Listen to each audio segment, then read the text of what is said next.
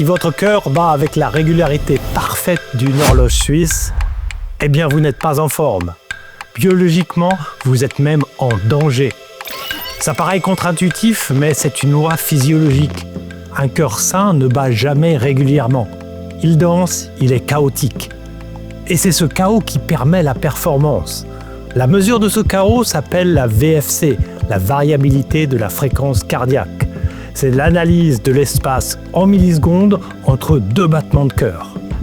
C'est le seul indicateur qui mesure la guerre silencieuse entre votre stress et votre récupération. Et c'est précisément grâce à ces données que l'équipe Visma a écrasé le Tour de France. Leur secret n'est pas de s'entraîner plus dur que les autres, c'est le contraire. Ils utilisent la VFC comme un feu rouge biologique. Si la VFC est basse le matin, ils annulent l'entraînement, même la veille d'une étape clé. Ils ont compris qu'un corps frais bat toujours un corps surentraîné. Alors si vous avez plus de 50 ans, naviguer sans cet outil, c'est un peu conduire les yeux bandés. La VFC détecte votre fatigue 48 heures avant votre cerveau. Aujourd'hui, je vais vous apprendre à lire ce baromètre invisible pour ne plus jamais rouler contre votre corps. Bienvenue dans la science de l'écoute de soi, bienvenue sur Japan D+.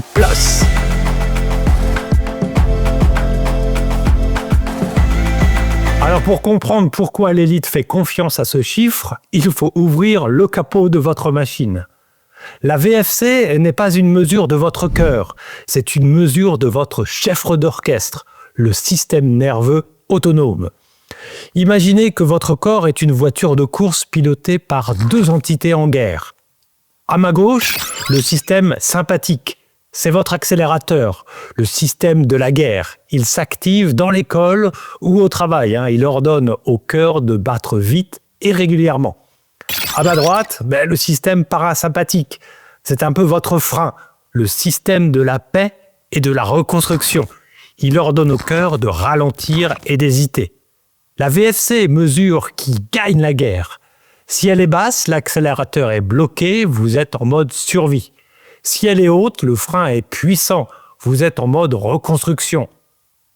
Les Japonais ont un mot pour cela, le ma. Le ma, c'est l'espace vide entre deux choses qui donnent le sens. En musique, ce n'est pas la note qui compte, c'est le silence entre les notes. Eh bien, la VFC est la mesure scientifique de votre ma. Plus l'espace entre vos battements est grand et variable, plus votre potentiel de vie est élevé. Le problème avec votre plan d'entraînement, c'est qu'il a été créé il y a 3 semaines. Il ne sait pas que vous avez mal dormi. Il ne sait pas que vous couvez un virus. Vouloir respecter le plan à tout prix, c'est un peu comme conduire avec un GPS qui ignore les accidents.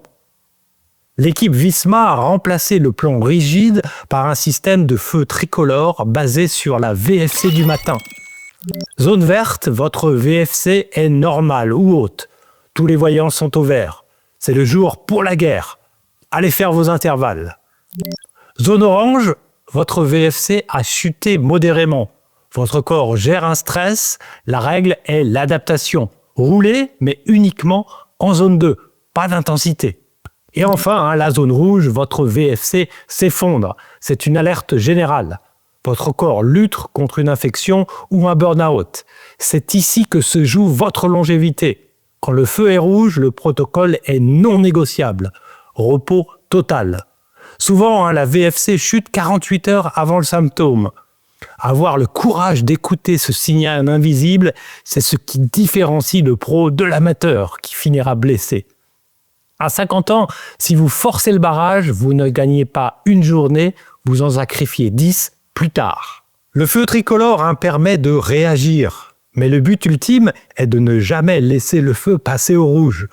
Pour cela, nous allons emprunter une sagesse au centenaire d'Okinawa, ici au Japon, le Hara Hachibu. Traditionnellement, cela signifie manger jusqu'à ce que votre estomac soit rempli à 80%. Chez Japan D+, nous appliquons cela à l'effort nerveux. L'erreur est de vouloir finir chaque séance vidée. Quand vous videz la batterie à 100%, vous créez une dette. Prenez l'exemple sur Eliud Kipchoge, le plus grand marathonien de l'histoire. Son secret, il ne va jamais à 100% à l'entraînement. Il s'arrête à 80%. Il garde ses 100% pour les jours de la course. Si vous avez 5 intervalles et qu'au 4e vous êtes à l'agonie, arrêtez-vous. Rentrez avec un peu d'énergie dans le réservoir. C'est cette réserve, ce Hara Hachibu, qui servira à reconstruire le muscle ce soir. Mais la philosophie ne suffit pas si l'outil est mauvais. La VFC se joue à la milliseconde. Si votre capteur bouge, vous ne mesurez pas votre récupération, vous mesurez du bruit. La règle d'or, pour l'athlète de 50 ans, je recommande la moyenne nocturne. Les bagues, comme les bagues Oura ou les montres modernes Garmin, mesurent votre VFC pendant toute la nuit. Cela gomme les anomalies et vous donne une image fidèle de votre état profond. Et surtout, ne paniquez pas sur le chiffre du jour. Ce qui compte, c'est la tendance sur 7 jours. Si votre ligne de base plonge jour après jour, c'est le signe que votre charge totale, sport, travail, famille, est trop lourde. C'est le moment de lever le pied avant que le corps ne le fasse pour vous. Au final, la VFC n'est pas un outil pour vous brider, c'est un outil pour vous libérer.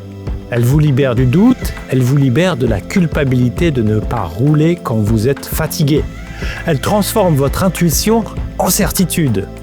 Si vous maîtrisez cet espace entre vos battements, vous maîtrisez le temps. Vous ne serez plus le cycliste qui vieillit et qui ralentit, vous serez celui qui dure, celui qui écoute son corps pour mieux faire rugir le moteur. Alors, si cette approche scientifique et philosophique de la performance vous parle, vous êtes au bon endroit. Abonnez-vous à Japan D+, ne ratez pas la prochaine étape de votre évolution.